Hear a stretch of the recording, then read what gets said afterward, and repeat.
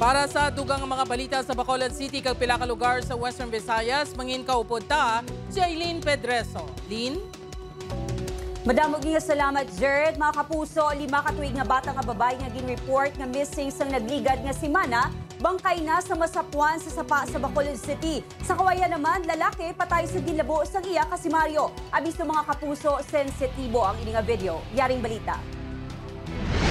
Nautod gid ang ulo sa 56 anyos nga si Romy dahil matapos ginabo sang suspect na si Kim Katigi sa barangay Kalining, Banwa sang Kawayan sa Disyembre 28 sang gabi.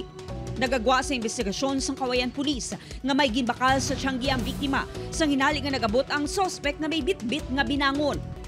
Ang biktima sa mga bakal sa tiyanggi sa pigidalan, tapos kuha na nasulog sa tiyanggi, ginbutong yun sa tumba, hindi ko naman naging kanyang ulo sa ginlabo. Sunod sa kapulisan, ginreklamo sa biktima ang suspect bangod sa pagpanglampos sini sa utod sa biktima. Ginpatawag naman ang mga inis sa barangay. Daan nga hiligot-anon ang ginasundan nga motibo sang kapulisan. Preso na ang suspect kag magapangatubang sang kaso nga murder.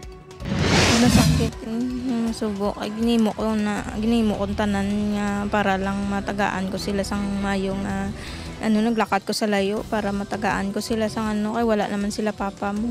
Hindi mabaton sang iloy nga si Melodia nga hindi niya makaupod ang 5 katuig nga anak nga si Queenie. Subo nga Enero plano pakuntal ni sini nga magpauli halin sa Manila kung sa diin ini nagapangamo. Apang sa iya pagpauli, bangkay na ang agot sa iya anom ka mga anak. Sang Sabado, nasapuan ang bata nga wala na sang kabuhi sa sapa sa barangay Hanumanan sa Bacolod City. Sunod sa kapulisan, December 21, sa uli nga nakita na ang bata nga nagakatulog. Wala sang nakadipara nga nagwa ang bata kag wala na mahibaluan kundi ini nagpadulong. Nagkadto kami to din sang upod kami sa magulang niya. Nung pagkita ko yung may palda nga itom sa pandalom kag ang kadakuon sang tiil niya. Kay tiil na lang ang makita nga buo. Amo siya. Grabe ka. Nang inablang mga batsyagan mo gid lang nang mo gid lang ang kapamilya nga inablang ginambal nila nga luksog dugo.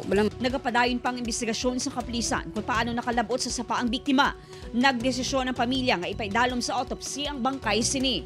Mapati lang kami kung ara ng autopsy, ma'am. Amo lang gid na nga mo ginano nga ginpa-autopsy sa namon kay para nga balan gin kay maturan balam. The very purpose of the autopsy is to establish kung ano ang cause of death. So hindi lang namin ma-preempt. Upod kay Reynald Castillo, Aileen Pedreso. 1 Western Visayas.